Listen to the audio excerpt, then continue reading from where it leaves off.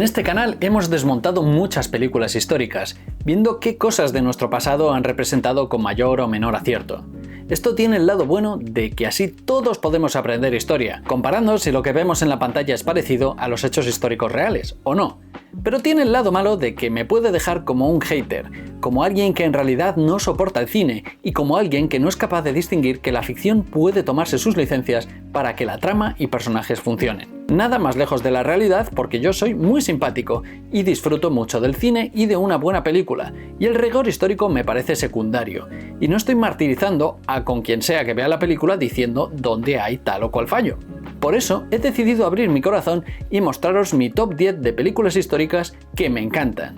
10 largometrajes que creo que cumplen a la perfección de despertar el interés por un periodo de nuestro pasado, al mismo tiempo que disfrutamos de un buen guión y protagonistas memorables. Pero antes de hablar de 10 películas históricas recomendables, os tengo que hablar de la película que recomiendo para estas navidades, y no es otra que Nosferatu, de Universal Pictures, que se estrena el 25 de diciembre en España y una semanita más tarde en Latinoamérica. Nos encontramos ante una vuelta al clásico de Nosferatu de 1922, que a su vez es una adaptación de la novela de Drácula de Bram Stoker, pero aquí nos encontramos con un vampiro mucho más terrorífico. Nada de vampiros pop, elegantes y seductores, sino vampiros de los malos, de los que asustan y traen destrucción. La película está dirigida por Robert Eggers, quien tiene un estilo personal único que ya pudimos ver en La Bruja o El Faro, y también en The Northman, que si eres seguidor de este canal sabrás que hicimos aquí el análisis histórico y destacamos no solo mi enorme parecido con el protagonista, Alexander Skarsgård, sino que este cineasta es un obseso de representar muy bien el contexto histórico lleno de detalles muy documentados. Y es que la creencia en los vampiros y seres de ultratumba está muy estudiada, y vemos que la cinta transmite muy bien cómo era esa superstición, aunque en este caso real, con un Nosferatu, ya os digo, terrible, que da miedo y que devuelve al vampiro a su esencia más oscura. ¿Y cómo es esto? Bueno, pues porque Universal Pictures tuvo a bien invitarme a ver la película en sus oficinas en Madrid y hablar un poquillo del encaje histórico que tiene este mito, aprovechando que Robert Eggers se asesora tanto. En conclusión, ¿por qué deberías estas navidades ir a ver Nosferatu? En primer lugar, porque es un peliculón, ya te lo digo yo. En segundo lugar, porque el terror hay que verlo acompañado y la Navidad es para estar con amigos y familia, así que esta película es posiblemente lo más navideño para estar con familia, en vez de la comedia navideña genérica de turno. 3. Por el estilo único de Eggers, con ese detalle por lo histórico, tanto en frases, moda, contexto, recreación de las ciudades, todo. Y 4. Porque además de ver esta película en una pantalla enorme con buen sonido, puedes disfrutar de una de las mejores cosas que te da el cine: comentar la película a la salida con amigos y familia, hablando de tus sensaciones, las actuaciones de Lily Rose Depp, William Dafoe o Bill Skarsgård, el hermano de Alexander Skarsgård, con el que yo os digo que me suelen confundir. También podéis hablar de los sustos, los detalles históricos y lo guapísimo que es Nosferatu. Id a verla y escribidme qué os ha parecido. Gracias a Universal Pictures por confiar en este canal y seguimos con el vídeo. Bienvenidos a un nuevo vídeo en el que vamos a hablar de historia gracias al cine, pero hoy lo vamos a hacer de una manera un poco diferente. Hoy va a ser un poco un vídeo más personal, un vídeo en el que os voy a hablar de 10 películas que he seleccionado que para mí son las que tengo como mejor recuerdo de que me llevasen y me hiciesen enamorarme del género histórico en cuanto a cine se trata. Esas películas que me hicieron descubrir un momento de nuestro pasado, y son películas que yo recuerdo que me gustaron muchísimo cuando las vi, en primer lugar porque funcionan en sí mismas, son buenas películas, pero también porque, bueno, me descubrieron un momento histórico del cual igual yo no sabía mucho y dije, oye, un momento, voy a leer sobre esto. O bien películas que, bueno, cuando eres muy joven o casi niño y no tienes mucha idea de historia, pues realmente te enseñan una realidad por primera vez que tú desconocías totalmente. Son por tanto 10 recomendaciones personales que creo que os pueden gustar. Antes de empezar, decir que muy a mi pesar he sacado 3 películas de este ranking que son Braveheart, Gladiador y Salvar al Soldado Ryan. Adoro estas películas, me flipan mucho sus personajes y sus bandas sonoras son maravillosas, todas. Y pese a que he desguazado las 3 a los respectivos vídeos que publiqué en su día, son posiblemente las películas históricas que más veces he visto desde chaval. Pero son películas tan conocidas que no sé si tiene sentido hablar de ellas, porque honestamente, muchos de vosotros habéis pasado por lo mismo, tuvisteis las mismas sensaciones cuando las visteis y, aunque son geniales, no voy a descubrir nada nuevo. Quizás la que más me duele es quitar Salvar al Soldado Ryan, porque esto sí que me parece una de las mejores películas de la historia del cine y de las películas que más me gustan, y desde luego cambió y encumbró el género histórico. Por el contrario, Gladiador y Braveheart con el tiempo ya no me dicen tanto, e incluso creo que abundan en clichés y recursos que no me terminan de convencer. Son películas geniales, me siguen gustando mucho y creo que si, algún día intento ponerme objetivo, si es que eso es posible, y hablar de las mejores, si es que tiene sentido hablar de las mejores películas históricas, pues probablemente tendrían que estar ahí, pero este ranking, como digo, es más personal. Si queréis, un día hago un ranking de cine histórico intentando ser objetivo, lo que realmente creo que sería el mejor cine histórico jamás hecho, o un ranking de series históricas, que también hay muchas. Pero como digo, hoy voy con algo más mío, algo, pues que yo relaciono esa película con ciertas experiencias personales. Y también me he puesto la norma de que sea cine histórico sin fantasía, porque si no, pues Indiana Jones, La Momia y Excalibur y Piratas del Caribe estarían solos en el ranking. La misión. Ambientada en el siglo XVIII, la película narra una historia de un exmercenario que se convierte en un sacerdote jesuita y, junto con su comunidad de misioneros españoles, lucha por proteger a una población indígena en América del Sur, porque van a ser capturados por esclavistas portugueses.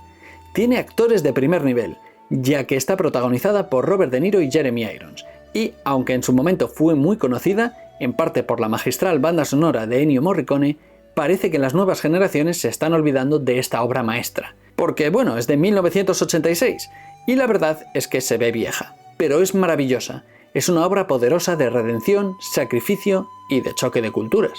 A mí siempre me ha llamado mucho más la atención las historias que ocurren dentro de la historia. Los grandes eventos y los grandes personajes, a mí personalmente, no es que me den pereza, y lo disfruto, de verdad, pero no me llama tanto la atención como aquellas personas que se ven envueltas en los eventos históricos que no pueden controlar. Esto ya, es una cosa mía. Sin embargo, estas historias dentro de la historia, o esta intrahistoria, pues son vivencias personales de gente que también merecen ser contadas. Muchas veces se trata de personajes anónimos que luego se recuerda su historia de alguna u otra manera, un libro o lo que sea, y la gente dice, ¡hala! Hubo alguien que vivió esto, hizo esto. Y no hace falta que hayan existido de verdad, sino, pueden ser personajes de ficción que representen un tipo de personas que sí existieron. Cuando analicé la película Silencio de Scorsese, ambientada en las comunidades religiosas fundadas por los jesuitas en el Japón feudal, dije que era como La Misión, pero en Japón. Y el parecido no es solo porque los protagonistas son religiosos, sino también por el tono de la película. Se habla del choque de culturas, de las dificultades del lenguaje para entenderse, y al final también de cómo personas muy diferentes pueden llegar a tener verdaderos lazos de amistad. Apolo 13. Esta película de 1995, protagonizada por Tom Hanks, Kevin Bacon y Bill Paxton, nos presenta una trama en la que los astronautas de la misión Apolo 13 en 1970 tienen que ir a este famoso viaje hacia la Luna. En el proceso, un tanque de oxígeno explota a bordo de la nave y provoca una serie de fallos técnicos que ponen en peligro la vida de los astronautas. La película se centra en los esfuerzos heroicos tanto de los astronautas como del equipo de control de la misión en Houston para salvar la tripulación y traerla de regreso a la Tierra. Recuerdo ver esta película y pensar, ¿pero esto ha pasado de verdad? ¿En serio? ¿En serio mandaban a la gente al espacio en latas? Porque básicamente eso no eran naves espaciales, eran latas grandes. Y yo, que no sabía cómo acababa esta misión, no lo había mirado nunca y no tenía la Wikipedia, pues estaba completamente emocionado, mordiéndome las uñas, diciendo, vale, ¿cómo van a salir de esta? Porque están resolviendo todo el rato situaciones aparentemente insuperables, pero todo pinta muy mal aquí. Es una lección de creatividad y resiliencia. No sé hasta qué punto es cierto todo lo que vemos.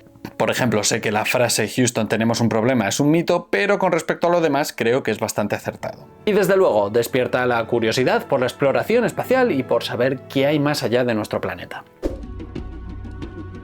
En el nombre del Padre.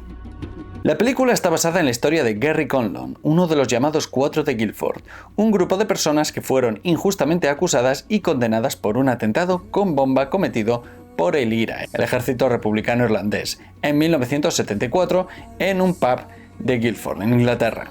La trama sigue a Gary Conlon, interpretado por el genial Daniel Day-Lewis, un joven irlandés de Belfast que es arrestado por las autoridades británicas junto con otras 3 personas, incluido su padre, Giuseppe Conlon. Gary y los demás son acusados injustamente de haber participado en este atentado, a pesar de la falta de pruebas.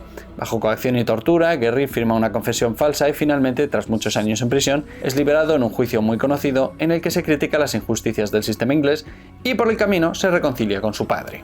Esta película me metió de lleno en el conflicto en Irlanda del Norte. Yo había visto noticias desde pequeño y había oído cosas y bueno, sí, sabía que había ataques, sabía un poco lo que era el IRA, pero no tenía conciencia de todo el contexto histórico que había detrás de esto. En la película, que la hemos analizado en el canal, no explican tanto el contexto histórico, pero sí que te plantea situaciones completamente que parecen inverosímiles, pero que ocurrieron de verdad y a ti, pues te hacían pensar: oye, esto es mucho más grave de lo que parece o del titular que he leído. Como digo, hice el análisis histórico hace poco en este canal, a petición de los Patreons, y la película creo que sigue funcionando súper bien y tiene interpretaciones geniales. Como te digo, a mí me encanta, creo que diría que es de mis películas favoritas y de hecho en su momento me llegó a obsesionar Irlanda gracias a esta película y pude pasar un verano estudiando inglés en Irlanda, lo cual fue para mí pues casi un sueño porque pude visitar muchos sitios y bueno, pues todo esto salió a partir de esta película. Lawrence de Arabia. La película está basada en la vida real de T.E. Lawrence, un oficial británico que jugó un papel crucial en la rebelión árabe contra el Imperio Otomano durante la Primera Guerra Mundial. Para mí tiene un gran valor emocional porque, aunque es una película antigua, de 1962, es de largo mi película favorita de esta etapa del cine clásico. Tengo muy buen recuerdo de esta película porque, bueno, a mi padre le flipa el cine clásico de los años 50 y 60, supongo que es porque le pilló en sus años mozos y de pequeño lo compartía con nosotros, ¿no? Con mis hermanos y conmigo. Y veía con él muchísimo cine clásico: Doctor Zivago, El día más largo, Ars de Troya, La caída del Imperio Romano, El león de Esparta. Bueno, muchísimas películas. La batalla de las Ardenas, las compartía con sus hijos, todo era un momento muy bonito, pero quizás la película que yo más disfrutaba era esta, Lawrence de Arabia, porque pensé, oye, este personaje tiene que ser ficción, ¿no? Un poco sí, pero sí que hay algo de historia ahí, ¿no? La película explora la compleja personalidad de Lawrence, su ambivalencia hacia el papel de los británicos en la región y su lucha interna con su identidad y su sentido de propósito. A medida que se involucra más profundamente en la causa árabe, Lawrence enfrenta las tensiones entre su lealtad a los árabes y sus deberes como oficial británico. También se muestra su creciente fascinación y conexión por la cultura árabe, así como sus conflictos personales y psicológicos. La cosa es que, por lo que sabemos, pues bueno, esta película es una visión bastante amable de este personaje y bueno, de sus motivaciones, por otra parte, pero es una película, bueno, que representa personajes complejos y completos y escenas maravillosas que, bueno, para la época estaban genial. Y honestamente en este puesto no sabía si poner La Gran Evasión o Lawrence de Arabia, pero es que aunque ver a Steve McQueen saltar vallas con su moto Triumph Bonneville, que es un momento epiquísimo, en conjunto me gusta más Lawrence de Arabia. Arde Mississippi. Esta es quizás la sorpresa de la lista. Estrenada en 1988, la película está inspirada en hechos reales y se centra en la investigación de la desaparición de 3 activistas de derechos civiles en el estado de Mississippi durante el verano de 1964, en pleno movimiento por los derechos civiles en Estados Unidos. La trama sigue a 2 agentes del FBI, interpretados por Gene Hackman, como el agente Rupert Anderson, y William Dafoe, como el agente Alan Ward, que sigue el esquema de poli bueno y poli malo. Son enviados al pequeño pueblo de Jesup County, en Mississippi, para investigar la desaparición de estos 3 activistas. A medida que los agentes investigan, se enfrentan a la hostilidad abierta de la comunidad local, incluidos los miembros del Ku Klux Klan, que tienen gran influencia en la zona. La película muestra sin tapujos la profunda segregación racial, el odio y la violencia que dominaban la vida en los lugares más profundos del sur de Estados Unidos durante esa época. Esta es la primera película que a mí me mostró de golpe en la cara el tema de la separación racial en Estados Unidos. Yo, pues, a lo mejor algo habría oído, no lo sé, pero sí es la película que me hizo plantearme ¿esto ha pasado? ¿Esto ha pasado de verdad? ¿Existe tal cosa como el Ku Klux Klan? Esto, dime que si ha pasado, por favor, fue hace mucho tiempo, no unas muy pocas décadas atrás. Me acuerdo que me planteé si todo esto era verdad y quería saber más, así que me dije, voy a encender el ordenador, voy a abrir el navegador y voy a leer la Wikipedia, a ver qué aprendo de esto. Pero entonces descubrí que la Wikipedia no existía todavía y que no teníamos internet en casa, ni ordenador. En este sentido, películas como Figuras ocultas o El libro verde creo que son mejores, más completas y por tanto más recomendables, y porque ambas muestran de manera ligera una realidad que no conocías, o como es mi caso, aunque conociese, una realidad que a mí no me ha afectado, porque bueno, pues ni soy negro ni he vivido en Estados Unidos de los años 60. Pero no tengo esa vinculación de aprender tanto o de abrirme tanto al mundo gracias a estas películas. Art de Mississippi es muy salvaje, pero funciona muy bien y bueno, también te muestra una realidad de una forma un poquito menos amable con el clásico dúo de policías, pero está genial. Spotlight. Si hay una película que me ha removido por dentro es Spotlight, porque el cine histórico también son cosas que han ocurrido hace poco, en este caso 2002. Este largometraje está basado en hechos reales y cuenta la historia de cómo el equipo de investigación periodística del Boston Globe, conocido como Spotlight, destapó un escándalo de abuso sexual masivo dentro de la Iglesia Católica en Boston, y el subsecuente encubrimiento por parte de la jerarquía eclesiástica de más de 70 sacerdotes que abusaron de decenas de niños. A medida que los periodistas profundizan en la investigación, descubren que no solo se trata de unos pocos casos aislados, sino de un patrón sistemático de criminalidad durante décadas, trasladando a los sacerdotes involucrados de una parroquia a otra en lugar de entregarlos a las autoridades. Y los propios periodistas descubren que incluso amigos suyos habían callado ser víctimas por miedo. Esto obviamente sumió a la Iglesia en una grave crisis, en un problema de credibilidad, y bueno, más o menos fueron paliando y reparando el problema hasta que en 2015 pues salió esta película, que además se llevó el premio a la mejor película. Y claro, yo estudié periodismo y ahí estudié sobre las grandes investigaciones. Mucho de la carrera de periodismo es recordar los buenos tiempos del periodismo. Y no sé, supongo que algo de ese espíritu quedó en mí. Películas como The Post o Todos los hombres del presidente, donde se hablan de los famosos papeles del Pentágono, o Zodiac, donde se investiga el asesino en serie de este nombre, o incluso Veronica Guerin, que fue asesinada en 1996 por investigar el crimen organizado en Dublín, me encantan. Me encantan este tipo de películas, no sé si diría que son las que me motivaron para estudiar periodismo, pero desde luego me encantan, me alucinan este tipo de películas, quizás porque en mi interior deseo y espero que siga habiendo periodistas de verdad y que no todo sea clickbait y tráfico de influencias. La lista de Schindler. Esta película no necesita presentación. Dirigida por Steven Spielberg y estrenada en 1993, la película se centra en Oskar Schindler, interpretado por Liam Neeson, un industrial alemán y miembro del partido nazi que se muda a Cracovia, Polonia, durante la Segunda Guerra Mundial con el objetivo de hacer fortuna en la industria de la producción de municiones.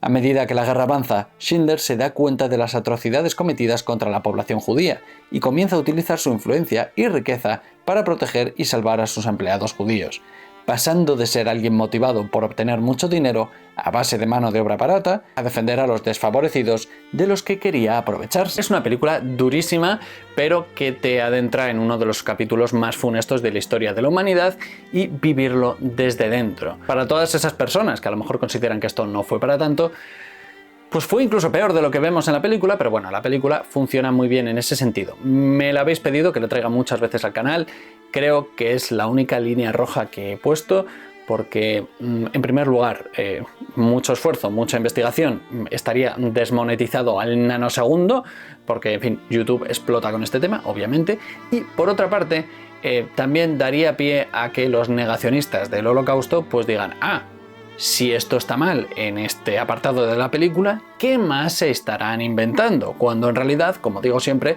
la película tiene que responder a sí misma, a su trama, a sus personajes, a su evolución de personajes, y muchas veces las licencias históricas vienen en favor de que la película tenga sentido. Pero ya sabéis que hay determinadas personas con un sesgo de confirmación que, bueno, pueden usar cualquier cosa para justificar sus ideas. Así que, en fin, no creo que traiga esta película al canal. No obstante, la sigo recomendando al 100%. Y la banda sonora está muy bien. Hay muchas películas sobre el Holocausto, siendo quizás también muy recomendables La genial La vida es bella, Zona de interés, El pianista o El niño del pijama de rayas. Pero esta creo que sin duda es esencial. Diamantes de sangre. Estrenada en 2006, la película está ambientada en Sierra Leona durante la Guerra Civil de la década de 1990 y aborda el impacto del comercio de diamantes en este conflicto en la vida de las personas en zonas de guerra. La trama nos cuenta cómo Danny Archer, interpretado por Leonardo DiCaprio, un mercenario sudafricano que trabaja en el comercio de diamantes en medio de la Guerra Civil en Sierra Leona, como decía, quiere salir de ese mundo. Conoce a Solomon, un pescador que es separado de su familia para trabajar en las minas, que se lleva un diamante para pagar al mercenario y así encontrar a los suyos, y al mismo tiempo Maddie Bowen, interpretada por Jennifer Connelly. Es una periodista que está cubriendo el conflicto y el comercio de diamantes ilegales. Te presenta una realidad que creo que muchos ignoramos. Nos habla de África, que es ese continente que para muchos nos sigue siendo bastante desconocido, la verdad, y aunque aborde un tema que, bueno, mucha gente ya da por hecho, que siempre pasa con el tema de los diamantes, bueno, pues te cuenta una historia dentro de esto que a lo mejor ya sabíamos, y yo desde luego pues, no tenía mucha idea del asunto, y sí que te muestra cómo las consecuencias de este tráfico de riquezas, pues muchas veces se la come la gente de a pie, en este caso gente africana, pero bueno, no tiene por qué ser siempre en este continente. Y la película, la verdad es que, bueno, funciona muy bien, tiene personajes duros, tiene una situación bastante complicada, pero bueno, nos muestra algo quizás diría un poquito diferente a lo que viene a ser habitual en Hollywood, y por cierto también una banda sonora buenísima también. En este sentido creo que funciona también muy bien El Señor de la Guerra, pero diría que esta trama es más emocionante, creo que realmente lo es. Esto ya también es algo personal, pero creo que las interpretaciones también son mejores. El hombre de la máscara de hierro. Es una película de aventuras y un drama histórico de 1998 dirigida por Randall Wallace, basada en la novela del mismo nombre por Alexandre Dumas, que a su vez está inspirada en la leyenda histórica del hombre de la máscara de hierro. La película está ambientada en la Francia del siglo XVII y sigue la historia de Luis XIV, interpretado por Leonardo DiCaprio. Es el joven rey de Francia que gobierna con mano de hierro. Luis XIV tiene un hermano gemelo, Philippe, también interpretado por Leonardo DiCaprio, y por eso cobró 2 veces, que ha sido mantenido en secreto y encarcelado en una prisión bajo una máscara de hierro para evitar que sea visto por el mundo y para proteger el trono de cualquier desafío a su legitimidad. Serán los famosos mosqueteros los que cambien el destino del reino. Y es que, a ver, no lo puedo evitar. Sí, me encanta el cine histórico, pero mi género favorito siempre ha sido la fantasía y la ciencia ficción. Soy un friki, no me oculto. Lo más parecido que puedo tener de esto en el mundo real es el cine de aventuras. Y esta película lo tiene todo. Tiene grandes interpretaciones, pero también tiene historia, también tiene humor, también tiene aventuras, también tiene situaciones que te ponen un poquito en tensión, tiene personajes memorables y de paso por el camino conocemos el mundo de la nobleza francesa. Y por si fuera poco, ya que hay pocas películas o ninguna decente sobre los personajes de Dumas, los mosqueteros, pues esta además diría que es la mejor. Así que bueno, esto también podría hacerlo en el canal, tal y como he hecho con las mejores películas de El Rey Arturo o de Robin Hood, podría hacer una de los mosqueteros. El último mohicano. Estrenada en 1992, adapta la novela homónima de James Fenimore Cooper, publicada en 1826. La película está ambientada durante la Guerra de los 7 Años en América del Norte, es decir, mediados del siglo XVIII. Este conflicto, conocido como la Guerra Franco-India, enfrentaba a los británicos y sus aliados colonos contra los franceses y sus aliados nativos. Nos acercamos, por tanto, a las complejas relaciones entre los colonos europeos y los pueblos nativos. La película sigue la historia de Hawkeye, interpretado por Daniel Day-Lewis, un hombre blanco creado por la tribu de los mohicanos, que, junto con su familia adoptiva, se une a la protección de 2 mujeres británicas, quienes están tratando de reunirse con su padre, que es un coronel británico. O sea que sí, sigue un poco ese viejo esquema de la mujer en apuros, pero bueno, las mujeres son capturadas por los franceses y sus aliados hurones, que buscan vengarse de los británicos por viejos agravios. No solo nos habla de ese choque de culturas, sino que también nos habla de temas universales, como es el amor, como es el honor, o, bueno, cómo desenvolverte en un mundo que está cambiando de una manera muy diferente a lo que creías. También podría considerarse cine de aventuras y, si os apetece, también podría traer esta película al canal. También deciros que la banda sonora de esta película es mítica, con esa versión de este tema tradicional que se llama de Gael. Bueno, maravillosa, de verdad, banda sonora, maravillosa película, no puedo dejar de recomendarla. Ahora es vuestro turno, porque como supondréis, este ranking se me queda cortísimo. He dejado muchísimas películas fuera, pero oye, ¿qué películas de género histórico te gustan a ti? Os leo, vamos a generar un debate sano y a ver qué películas puede haber por aquí que sean interesantes. También puedes pasarte por el Patreon para que una vez al mes puedas elegir qué película, qué videojuego, qué serie, qué canción traemos al canal para aprender historia. Puedes seguirme en las redes sociales. Estoy subiendo muchos reels últimamente a Instagram para contar historias así que no dan para el vídeo, pero son historias más cortas. Creo que te puede interesar. Y así además, pues bueno, también puedes ir viendo qué voy a traer al canal. Y ya por último, puedes compartir este vídeo con alguien que le guste el cine histórico, con alguien que odie el cine histórico o con alguien que sepas que ha sido adoptado por una familia de esquimales. No sé por qué he dicho esto. Muchas gracias a todos los que apoyáis el canal y veis el vídeo hasta el final. Muchas gracias a los Patreons por apostar por mí y por el canal y el contenido que hago, en especial a los Patreons que veis en pantalla, que son los que más aportan. Recordad que también podéis apoyar el canal comprando mis novelas en amazon.es y .com. Buscáis el nombre de autor, Miguel de Lis, y ahí las tenéis.